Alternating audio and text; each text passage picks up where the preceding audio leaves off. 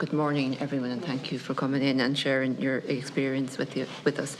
I would like to ask Michael the first question, if that's okay. Can I just say, I just recently was talking to someone who had a stroke, a young man who had a stroke about a year ago, and he received wonderful supports when in hospital, and especially in the National Rehabilitation Hospital. But when he was discharged and home, the supports disappeared. So I'm just wondering, what, from your experience, were the supports there? Like, he was getting intensive physio and other supports, and now he's had 2 sessions of physio and he had to even fight for those. So I'm just wondering then, how were the supports there for you in order for you then to get yourself back into the workforce? How difficult was that? Or did you, like we hear all of the time, have to fight for everything that you need? Very, very good question, to be honest with you. I have been in the National Rehabilitation Hospital in Dún Laoghaire on 2 occasions. It's a wonderful place. Mm-hmm. Everything is inside under one roof. Every intervention one could need and ask for. And sometimes when one has a stroke or a heart attack or anything like that, and they need interventions, there's a time frame for them to get those interventions. If they don't get them within that time frame, then it's very poor outcome measures. Yeah. Okay, so Dún Laoghaire was great, but when I came home, I experienced the exact same thing. I had to fight to get physio. Psychology was basically important. I couldn't get it. In where I live, I couldn't get it, plain and simple. It wasn't provided for. OTs was non-runner for me. I had, they came once, that was it. I had to fight for everything, and there's Acquired Brain Injury Ireland and that, and I attended that. But that isn't the same level. It isn't the intensive intervention that one needs. That time frame is vital. And even we'll just take head injury. Head injury happens, we'll say, this year. Well, recovery isn't over in 1 year. It's not over in 2 years. It's not over in 3 years. And you know what, from my own experience, it's not over in 10 years. And you need the interventions all along that path. And, the way it works in this country is once you've received them on a couple of occasions, you're kind of considered, he's grand now, off you go. That's wrong. And another point, and I just need to get it into it as well, is when I was in college, I had all my accommodations and supports. When I was with the National Learning Network, I had them, plus I had psychology, physio, all that. Okay. Now, when I went from that and I went on partial capacity, I was let into the workplace with not one support whatsoever, not one person from social welfare or from any other agency rang me and just said to me, Michael, are you okay? Is there anything in there we can help you with? Is there any course you need to do to make it maybe a bit easier for you? And which would have been great if they contacted the employer too and asked the employer, is there anything we can do to help this person to stay in employment in a longer time frame? There is a total lack of supports in this country. Can I just make a very quick comment? We have developed a Quest Brain Injury Service in Galway, funded through HSE CHO2, and it offers a tremendous sort of step-down facility for people with acquired brain injury, stroke, accident, trauma, whatever. And we offer a service to 67 people for less than £300,000 per year. So if that model was replicated across the different CHO areas, and it's underfunded, quite frankly, at that level, but that model could be replicated, and then it is offering a range of multidisciplinary supports. So we've access, not huge access, but there is access to speech and language. We have psychology built into the model, occupational therapy built into the model, and then we have kind of employment access. So people who are working as job coaches with people have access then to the opportunity to acquire qualifications, and we support people to attend University College Galway, the ATU, all the third level facilities. So it's a very innovative, effective, cost-effective model, and that could be rolled out across every CHO to provide the kind of supports that you've asked about, and would ensure that people coming from the National Rehabilitation Model hospital have a step-down facility and a step-down model, which would cushion the move from that intensive therapeutic environment to tertiary therapeutic intervention in the community. So I think that's something, again, that could be considered as a very cost-effective, immediate response to that question. I think that would be really important, because it would help people to recover, to get back into the workforce or back into education or whatever it is. And I know you talked there about a disability passport, and I think that would be a very good idea, because we see where students say in primary school the supports they get there do follow them into secondary school, but after that they don't. And the third level colleges and institutions are usually fairly good at providing supports, as you said as well. But then you have to go and look for something again if you're going to work for it, or if you change workplace, that you have to go looking for the supports again, whereas they really should go with the person, you know. I know Eleanor mentioned and the disability, and I think Al-Radi as well, the disability assessment systems and accessible across national borders, and the WHO has a disability assessment schedule, and I just want to maybe expand on that, because I just feel I suppose we really need to evaluate the whole way that social protection is actually allocated here, because I think we need to nearly re-evaluate and say, what is the purpose of social protection? Because it's almost like no matter what payment you're on, there's a punishment element to it. Like if you don't attend a meeting, say with the job coach or whatever, you could lose a payment or get repayments reduced, and that's just job seekers. So I'm not even talking about disability. And I also find you talk about disability and having a payment that addresses the cost of disability before you even go to work, but you actually are almost disincentivized to go and work because the possibility of losing that and the secondary benefits, which the medical card is a huge one. So I think I think the whole thing needs to be evaluated. And I just suppose on that point then, and it applies to carers as well, are there good examples in other countries of a system that works for people that could be replicated? Because there's no point in reinventing the wheel.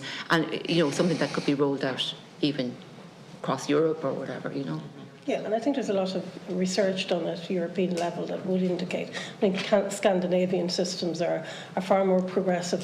I mean, and equally, we have to recognise, I suppose, Ireland is a small population, limited resources, lots of needs. So, we recognise that. But I think when you see people who are not taking the option of employment, or not even taking the option of education initially because of fear of loss of social protection measures, or then disincentive in terms of secondary benefit.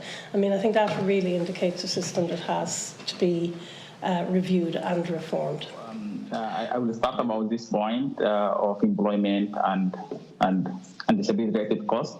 Actually, just the whole idea that in the International Disability Alliance, we are advocating for not only disability-inclusive social protection, we also advocate for disability-inclusive social protection that contribute to the inclusion of persons with disabilities. So we look at having persons with disabilities as part of the system, but also the outcome of the system that contribute to the inclusion.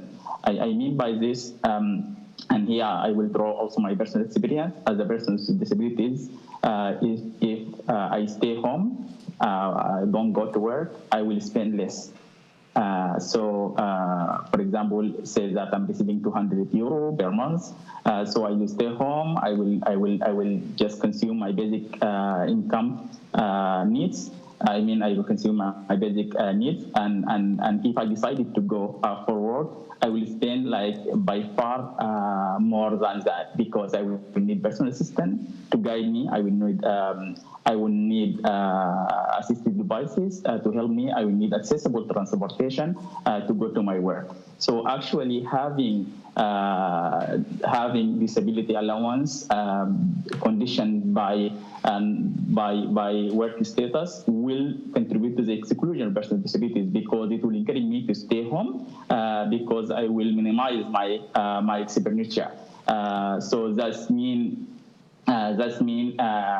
if you guarantee me that if I go to work, I will still receive my disability allowance, I will encourage and will be incentivized to go to the work because what I will receive from work will still be we value as I will receive additional support to cover the disability-related costs. So yeah. In summary, I would like to say that to go to the work, persons with disabilities would be in a position to pay more than staying home. So that we need the social protection to contribute to this, to encourage persons with disabilities to be engaged in the workforce.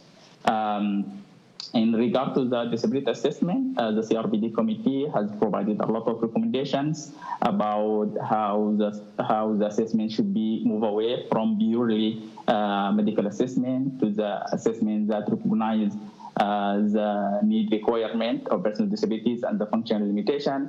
And in this regard, PG are in a process of developing tools that is not only focusing on the medical approach, rather it start with social workers who could do the initial test with some tools, and in certain cases, if they could not go further by provide the certificate, they could go for medical practitioner. But at the first stage, they only rely on social workers who could make the test and apply the tools.